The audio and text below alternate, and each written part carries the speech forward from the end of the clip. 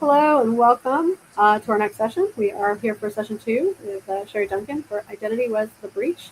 I am Cloud Access and Privilege Abuse. And so we'll go ahead and get started. And then as soon as got Sherry's slides loaded, we will get started. I hear much about Lovable. That's where the slides were, but I don't have any content. So I'm inspired now to go look into it and see more. We were talking about all sorts of vibe coding, building, and secure code and insecure code and all the rest of it. So I know Sherry is a developer, so she's obviously going to have some perspectives on that as well as soon as we are ready to get started.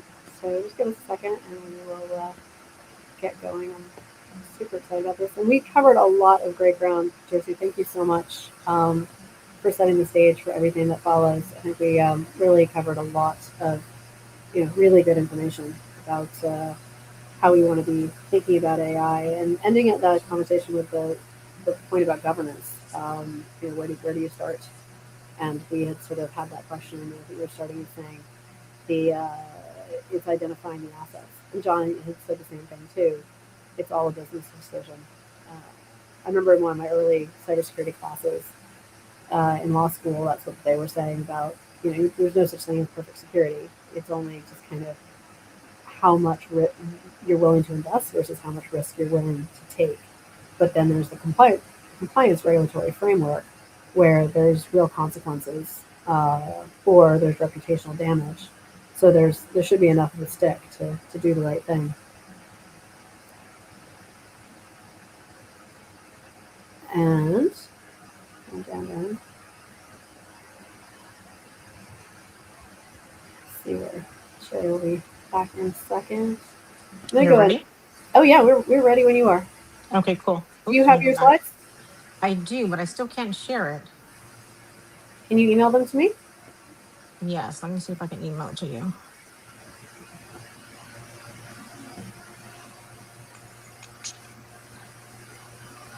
Yeah, sorry I wasn't able to tell you earlier. I was not able to log in.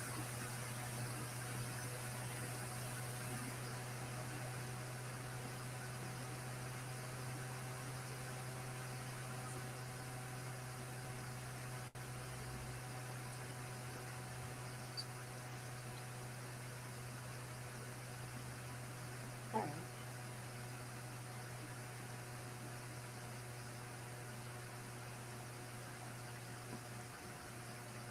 Yeah, I love the one. I'm even trying it. It wants me to go through a massive setup, which I'm Oh not. man, really?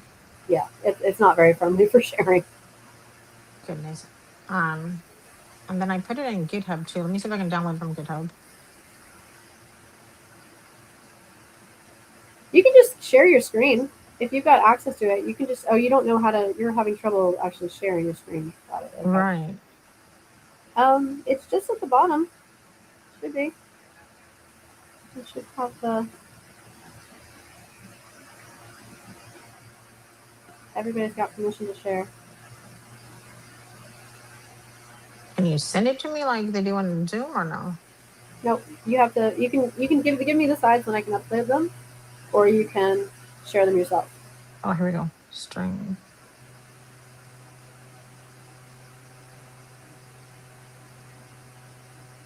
Hang tight. We're almost there.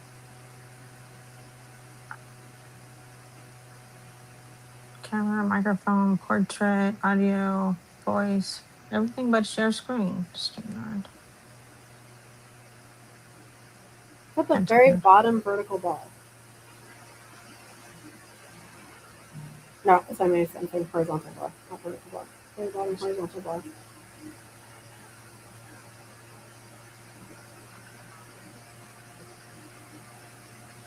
I see everything but that. Help. Okay. Window. Have you sent me the slides? Yes. Show slide bar. No. Oh, hold on. You're Show still slide you're bar. still sending it to me as a lovable link. I can't access it. Yeah, I was trying to download it. Hold on. Let me see if I can download it.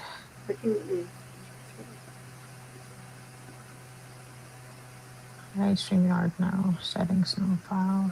Yeah, it's actually Okay. asked me to go through a multi-step setup before I can access your link. So I can't.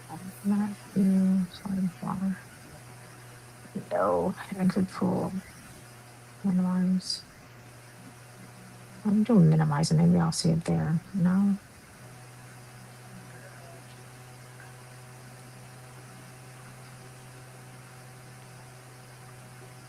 And after all of, and we're in the StreamYard link, in the studio, Sherry, right next Uh-huh. to all of our photos in my host view, it says, you have, there's also another present option there. So there's a few places I'm seeing the presents.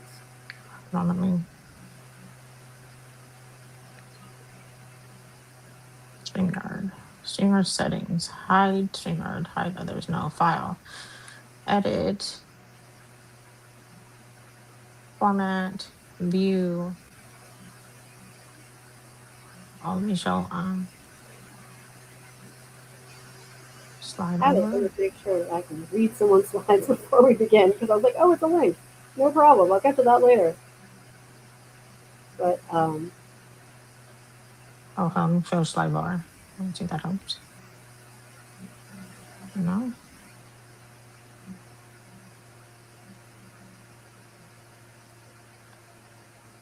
No, it just says file, edit. all right, I will try to go through the lovable setup because Oh my goodness. it's a multi-step setup. Oh my goodness. Windows.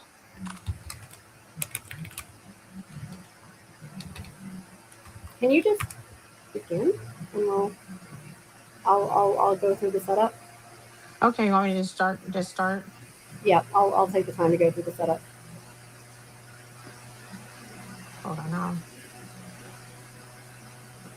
I don't clicked on something now. I can't see anything. I'm gonna go out and come back in.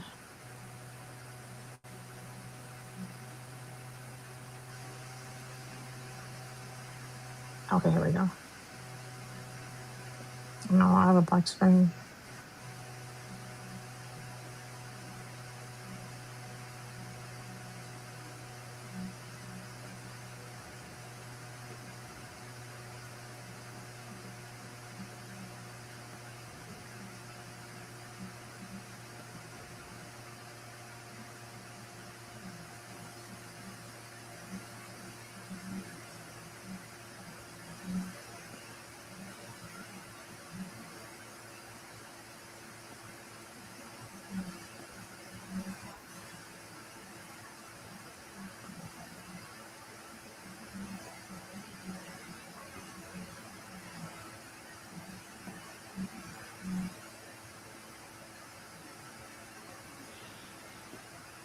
I'll say share. We'll say share what?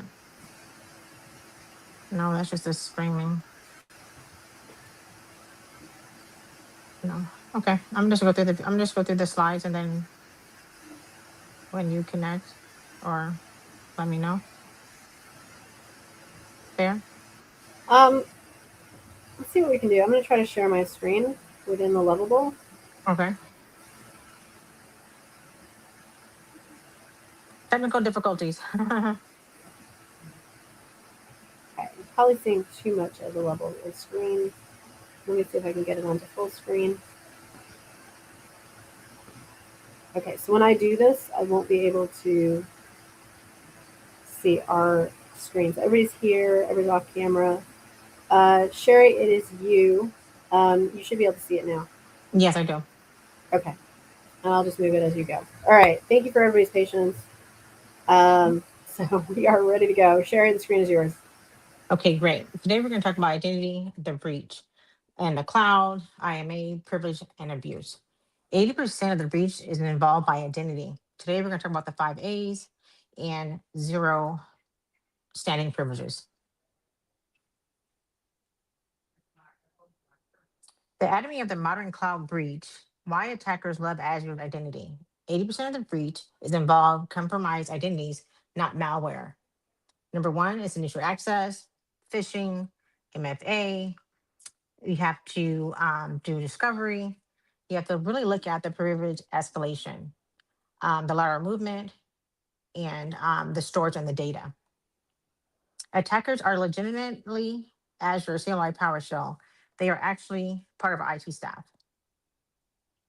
The 5 A's. Why is the 5 A's important with identity access management? The architecture is robust and identity lifecycle. You have to have your identity, who is the human guest service principal management. That's why it's really important for role based access. Authentication, that's passwordless, that's phishing, that's resistance, that's MFA, that's FIDO. We talked about that earlier today. The other A is authentication. I'm not authentication, authorization, where they can touch Azure, role based access, least privilege, and attribute access. Administration, how do we manage it? Privilege access management, approval workflow.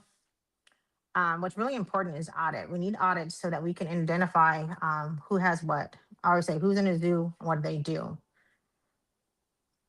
If a single A is weak in the entire identity chain, then we have a problem.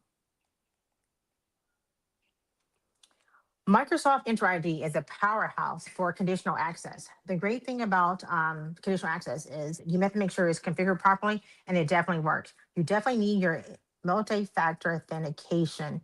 That helps out in so many different things. It's very, very important. It's also very important that you make sure that you install conditional access properly.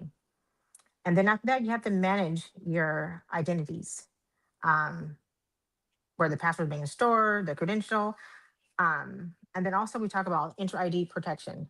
They have a different type of license for this, but it's greatly helpful for um, weak credentials.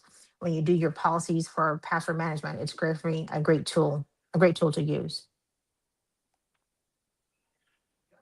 Privilege abuse in Azure PMI. I always say least restrictive. That's my goal. Least restrictive. If you don't need global admin, you're not gonna get global admin.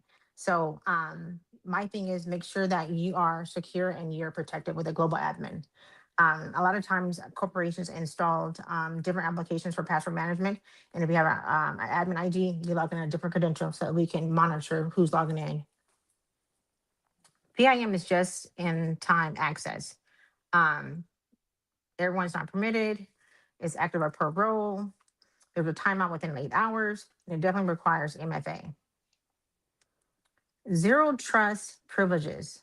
This is PIM activity flow. User request role activation. Provides business reason. Why do you need access? We definitely need that business reason.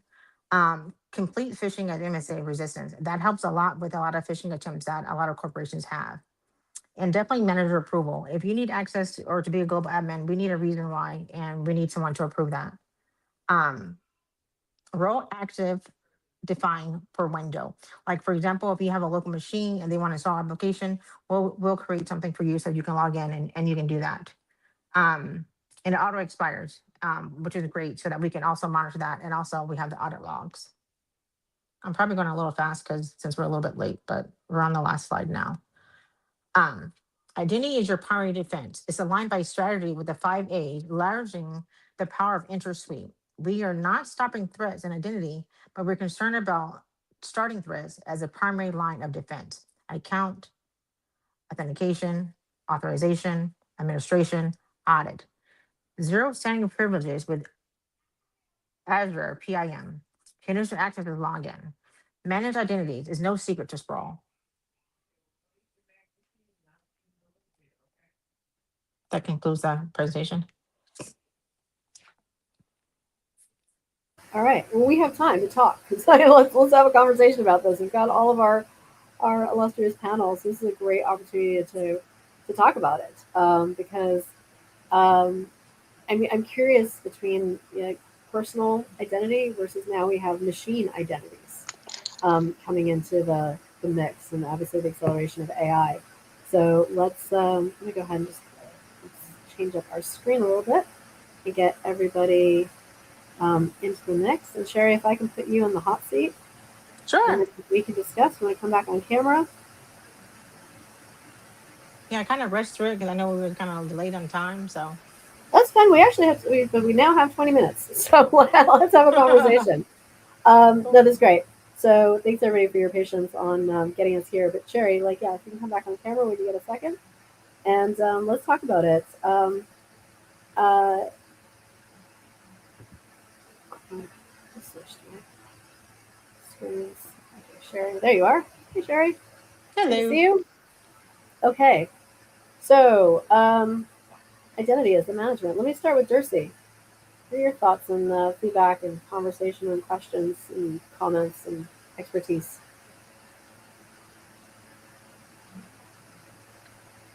I don't think he's on camera. All right, I got Josie off camera, so let's go to Frank. So like I don't know if this is like I know you're a Microsoft person. I'm a huge Microsoft person and I can't rave about Intra enough. About Intra and Intune and all their tools. I'm a Linux guy kind of too, but I'm always telling the Linux guys what's the answer. And there are some, right? There are some, but to me, the way intro works is just so embedded and so great. So for me, I think we could spend like we could do like an 8 hour theme, Sherry, on just all the Microsoft tools, right? Because they're just amazing. And I think everybody, whether or not you use Microsoft, I tend to believe like Active Directory is, when it comes to cyber, kind of the center of the universe. Like people go out of their way to incorporate AD into Linux environments, or they try to do their own directory service kind of concept. But Active Directory is pretty much it. So for me, when I look at Intra, when I saw what they did, it was, because I came into the game during like Azure Information Protection. I think it's named something different now, but like those are the things that are just amazing. And I it's not easy to manage intra, but it's also not impossible. So yeah, do you have to know, do you need somebody like Sherry? Yeah. You probably want somebody like Sherry. The cool thing now though is that to me with intra is that Sherry could do this one thing for like multiple companies.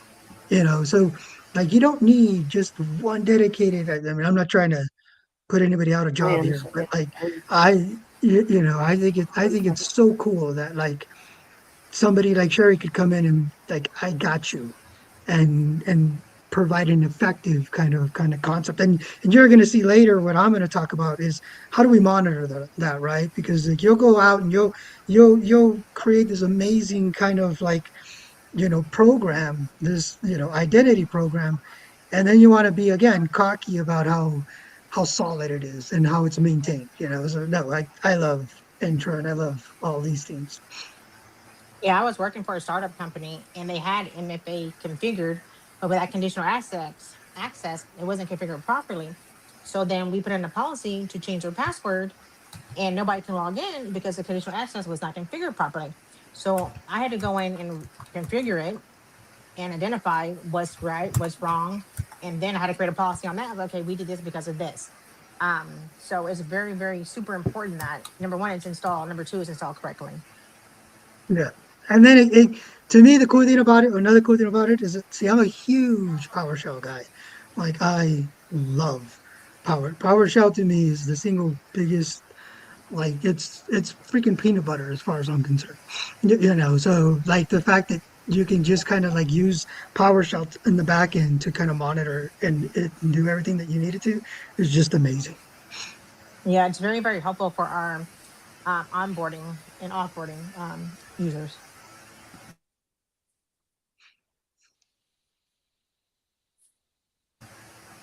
I'm not sure why my Did screen is changing. There we go. Sherry, I like what you said about availability too. We forget about that sometimes. That it's confidentiality, integrity, and availability. I love sometimes you turn it too tight. What do they say? The most secure system is, yeah, in concrete, dropped at the bottom of the ocean. Yeah, but really, what good does something like that do? So, you want to make sure that you, and I like the way you mentioned, like, you want to go granular as possible. And it's difficult, it's tough. I did identity access management for SAP systems. It was rough because we went from a no security mindset to the other end and we fought tooth and nail with these business lines. But we got to the point where like we can't allow you to have debug access in production. And but they were Yeah. used to it. So that's the tough. And have you seen that in organizations where they're used to the old school ways and when you try to talk them into best practices, it's tough. It's tough taking away responsibilities from people.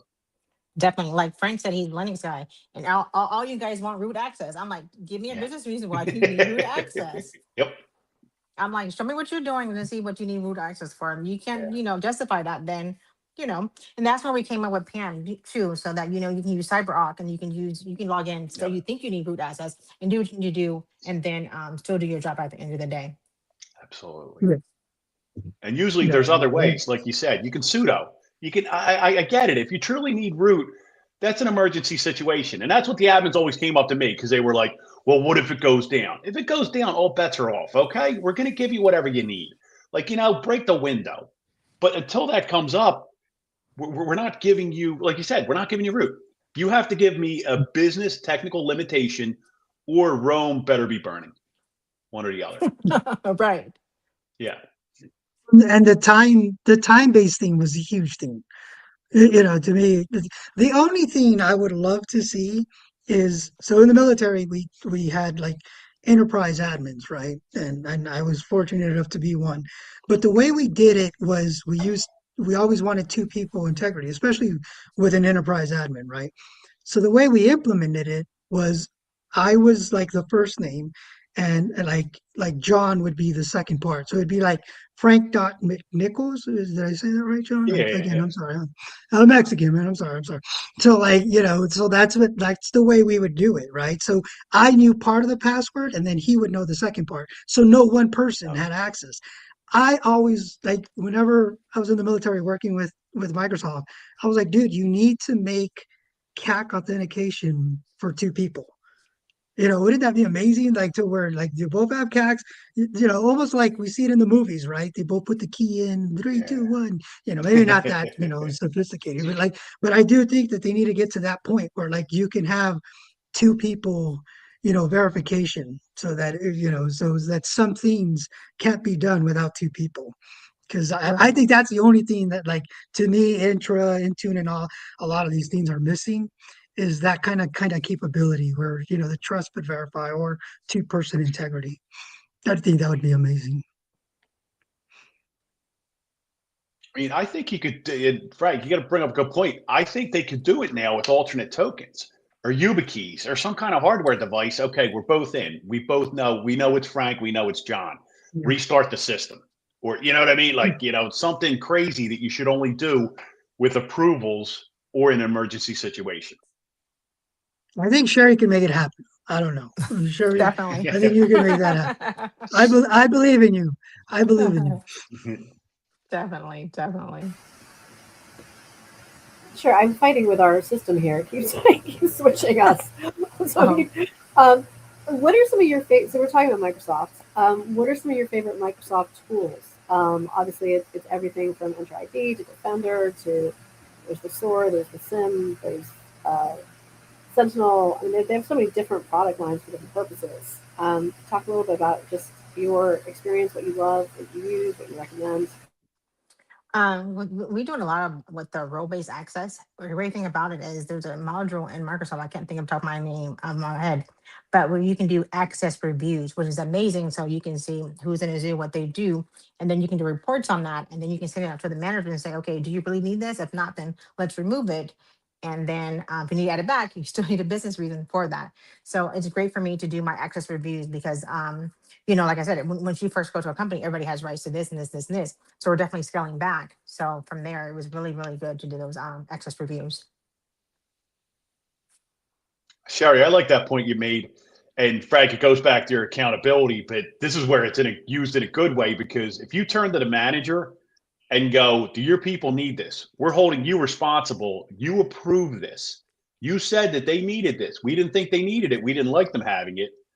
But if you hold someone responsible, and that's why I love digital signatures, just for, you get them to sign a PDF.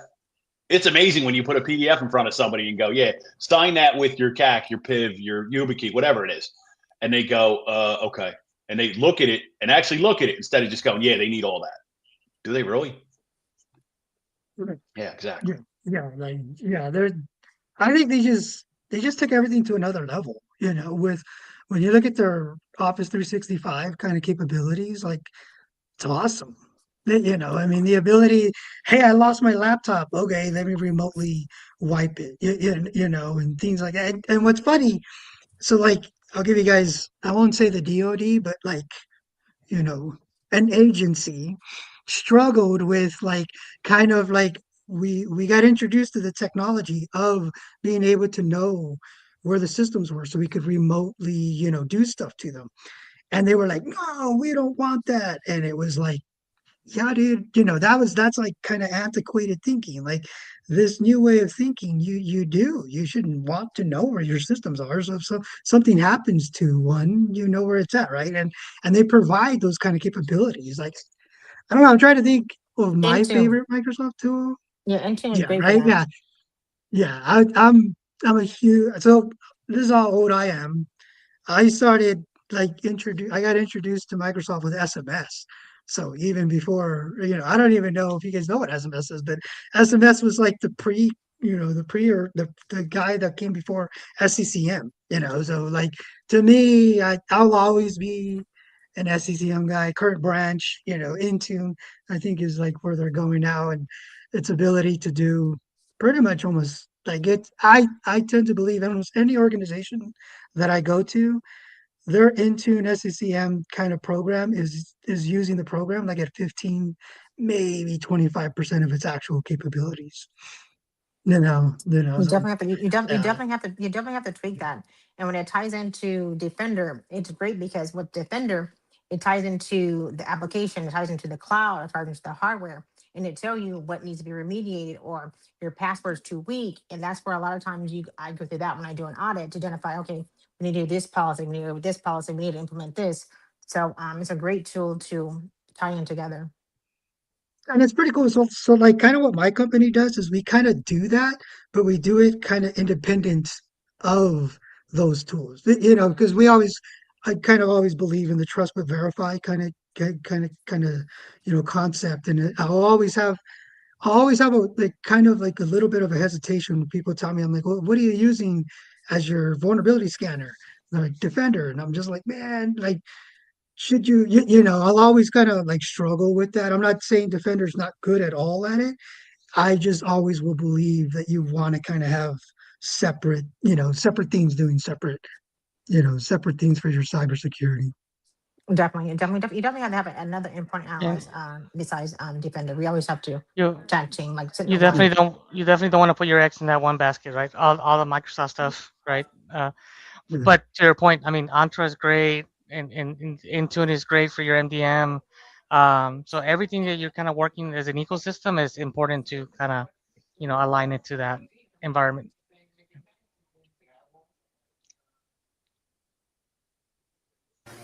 Yeah, and I just want to add to this, and I speak as a Microsoft Student Learn Ambassador, so we get trained up in all things Microsoft and have a lot of love for the Microsoft products and ecosystem.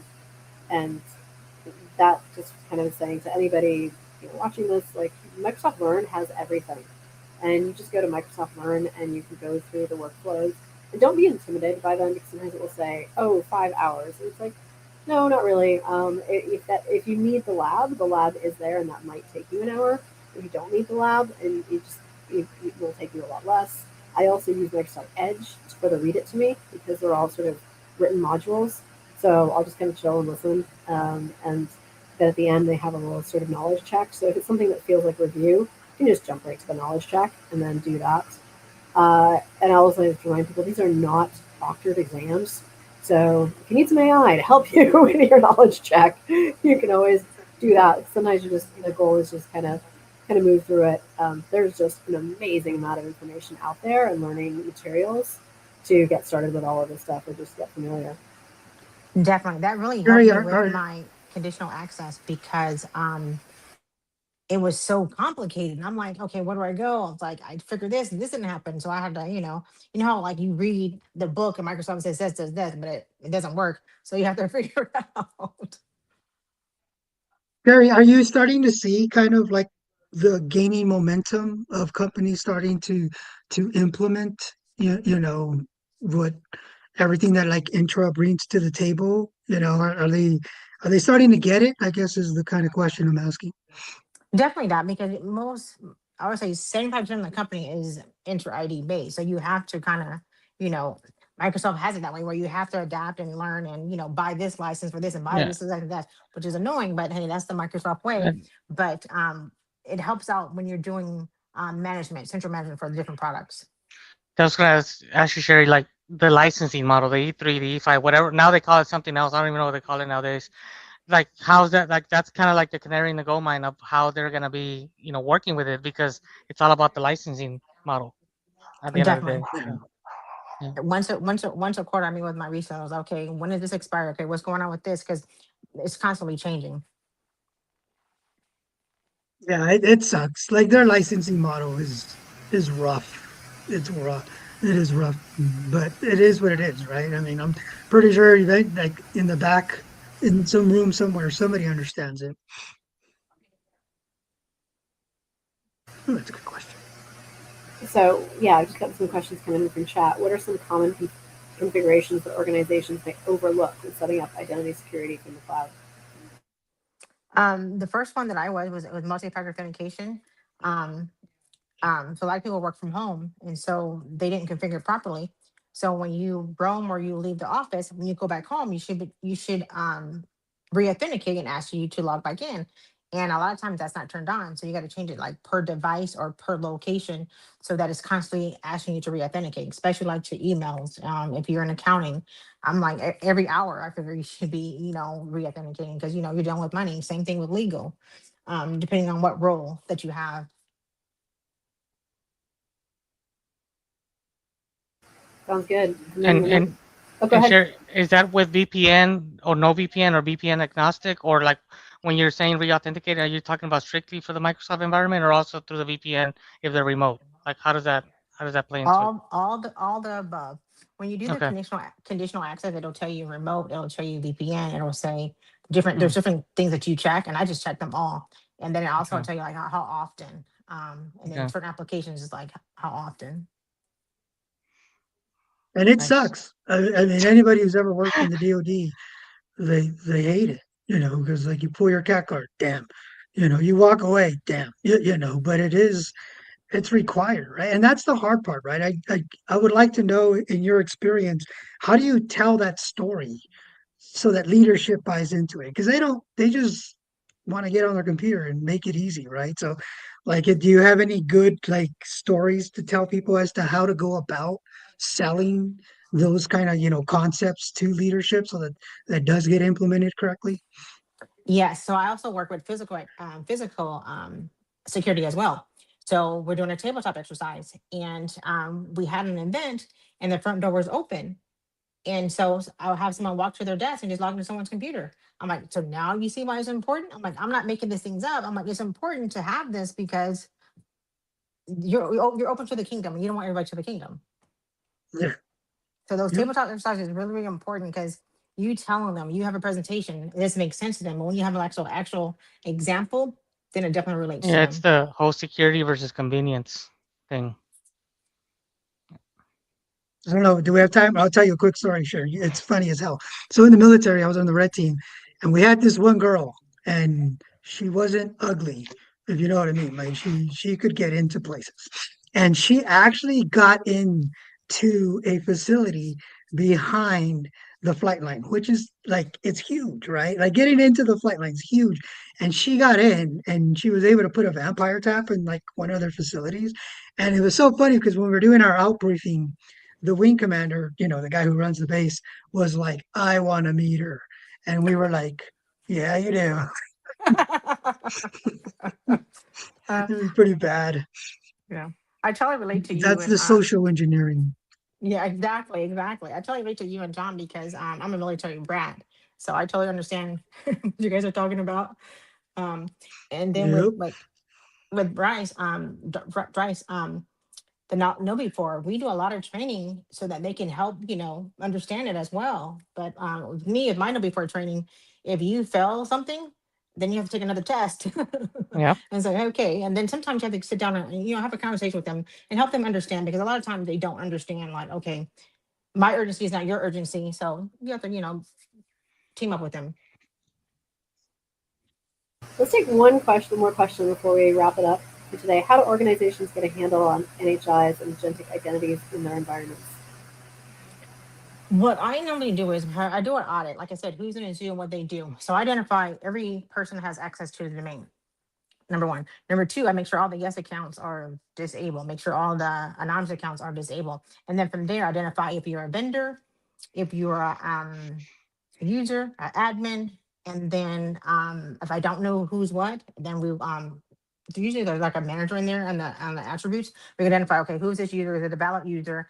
And then like for example, vendors, we turn the access on for So 24 hours and then we let that go. Sherry, so that is that done through periodic access reviews like PARs? Do you do PARs or like how do you like is this just a continuous check that you do on those just to make sure you have a okay. Yeah, so it's Yeah. a continuing check. Like example, if you haven't logged in 30 days, then your account's gonna be disabled. There's no reason for you. There's no reason for us to have an account on the network for 30 days. You could be on maternity leave. You could be you could be on anything, and that's okay. But we're still gonna disable the account. And then because what happens is as we're doing these audits, and then we force people to change their passwords, and if their account's disabled, you're okay. Why is the account disabled? So we can identify why. And we'll put in the notes and the attributes saying, Uh, hey, this person's on maternity leave or X, Y, and Z. And then Sherry, what are your thoughts on manager access reviews? Like what are your thoughts on having those access reviews but signed off by management? Many people don't do those or they do it's very seldom. So I don't know from your from your purview, from your lens, what have you seen? What's your thoughts on the manager We know access reviews? We normally do ours quarterly Okay. only because things are constantly changing. People are coming in all the time. And I want to know like what's going on in the network. And then a lot of times they have access they don't need access to. So we least privilege. I just remove it. I Mm, just remove it. And then the other thing is like when you transfer from department to department, you still have your old access. So we create a script for that to remove the old and add the new. And it's great for onboarding and offboarding as well. nice. Excellent. This is great. Thank you so much. Thank you, everybody. I know we got off to a little bit of a rough start, but once we got going, it was excellent. Lesson for me: make sure I have access to the slides. Um, really good. Thank you so much, and I'm super excited to as we move on in our event and our day. Uh, John McNicholas, we're going to meet you for when people become the breach: social engineering, MFA bypass, and identity workflow abuse, which is a there's a lot there. I'm excited to hear more about it. So everybody, we'll Yeah. meet you in the next session, and we'll see you there. Thanks, everyone. Thank you.